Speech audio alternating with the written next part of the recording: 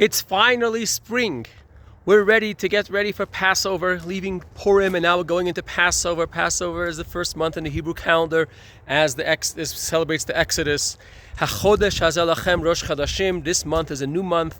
This month is spring, a new beginnings. We just sprang forward, we changed our clocks, and we're into spring. But since we're in New Mexico, we do have residual winter, and spring doesn't just come as spring and continue going into summer. We go back and forth. We have our late snow, usually somewhere in May and sometimes in June, and we have a freeze, and sometimes they freeze the trees and we don't get the apricots, and we hope this year it won't be a deep freeze, and we hope that the trees give what they should, the produce, and we continue celebrating our new beginnings and going from warm to warmer until we experience summer.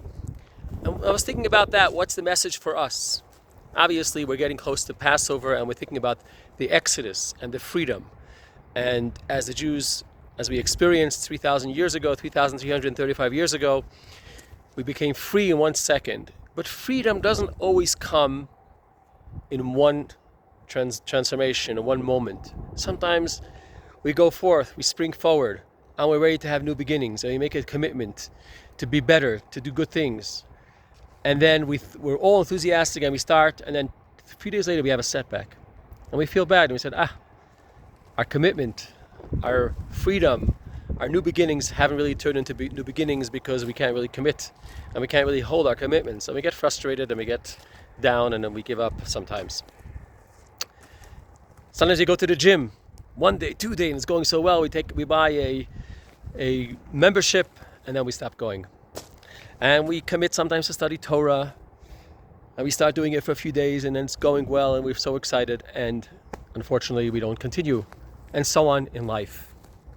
How do we sustain ourselves? How do we continue going and growing? So I was once, one of the things that's seen an incredible chart that says progress doesn't go up like this, but progress goes up, down, and then up again, and then down again. But the down is not always that far down. Slowly, there's progress.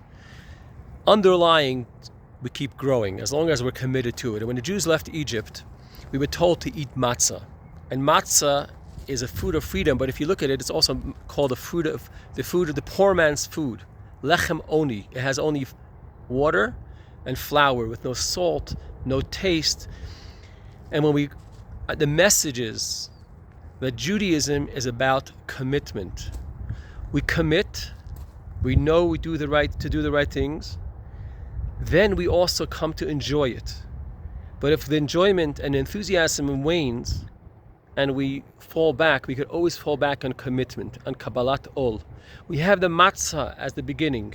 First of all, let's commit to doing the right things. Let's commit that we know what's right, and we can do it whether we are enjoying it and appreciating it, or whether we know that it's beyond us and we're still doing it. And then we bring in the food, the other food that feels good, that tastes good, and we enjoy it as well.